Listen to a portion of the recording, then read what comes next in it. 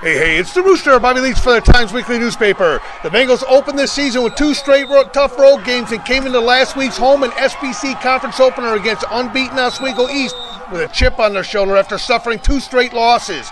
It only took the first half to make the statement, "We're better than you think we are," as they ran over and through the Wolves 33-6, earning their first win of the season. Senior Brennan Rampa smashed the Oswego East defense and scored on a nice 11-yard run to get the party started. Then his quarterback, Jacob Kotoka, used his feet to score from 67 yards out and again later in the game for 54 yards, adding a wrinkle to a design play special for their home opener. The Bengals, who have never lost to Oswego East, but that was a stat that was insignificant, as a win is a win is a win.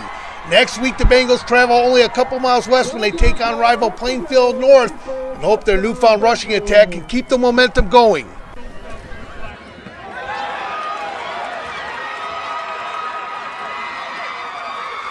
I wasn't knowing the context. If we just take a look at the film, no sound, no scoreboard or anything like that. It looked like it was a carbon copy of the 2 touchdowns. And was it the same play call? I mean, just take me through each of it. Was the same play?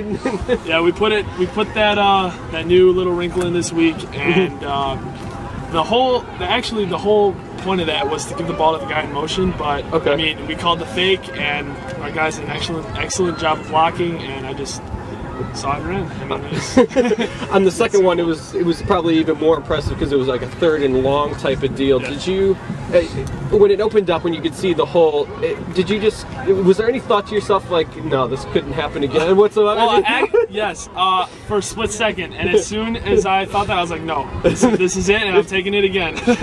I trusted my guys, and we got it done. How difficult is it, even though you know that you play 2 good opponents early, week 1, week 2, to get that, to keep the confidence up, knowing that you're playing, a lesser opponent coming in, to get that win, to get off the 0-4 now? Well, after Batavia, everyone was down. We were down, and we knew we were better than what we played. We knew it.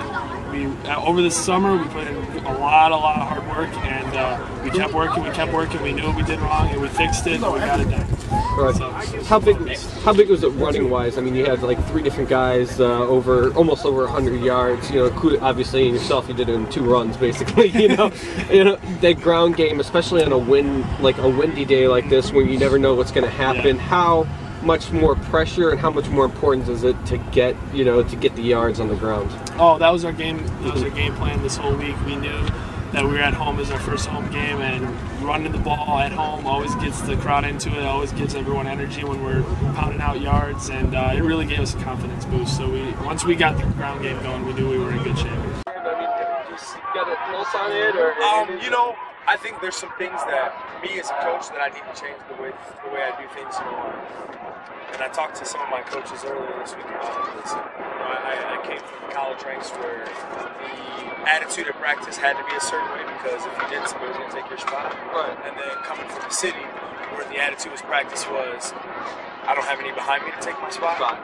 So it's trying to find that happy medium and really get the kids. And I think there's some things I just got to do. You had 2 tough ones in the non-conference. Yeah. Come in here, when you could say technically when it really counts, right, pick up a win. So I mean, how does it feel as a turnaround? It feels real good. We got as I told my kids, we have a couple hours to. Jacob, can you wait, please? Couple hours to celebrate. Then we have Plainfield North next week. So there's no letdown. Our non-conference schedule was pretty tough, and going into conference, it really paid off for us.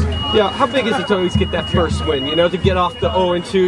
It's a race to 5. Bottom line. No question. To get that first one and get off. Well, it was. I mean, our first game we were right in it. We turned the ball over 4 times. We should be 2-1 right now. But hats off to Batavia Valley and Batavia, who's now 14 or 13 in the state. They were a tough team. We played with them pretty well. So our kids had confidence coming in here. We just didn't know how to win a game. Mm-hmm. We did a lot of right things today. We didn't turn over the ball as much as we had in recent games. And we basically, our defense is playing one hell of a.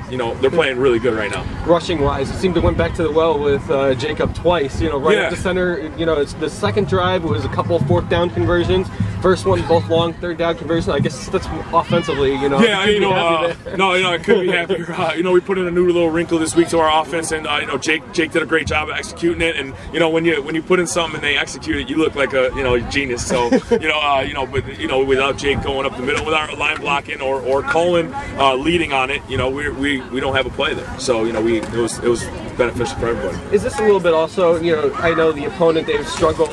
Now they're 1-14 in the last 2 in 1 game year in the conference. Still a statement game though. I mean, still having a big score from 33-7. Yeah, I mean, not really a statement game. We beat them. We shut them out last game of the season. So this is a game we should have won, and our kids just executed tonight to win. Coach does a great job in his first year at Oswego East, and he's going to turn that sucker around, and they're going to be tough. But right now, we feel that we're better than them, and we should have won tonight.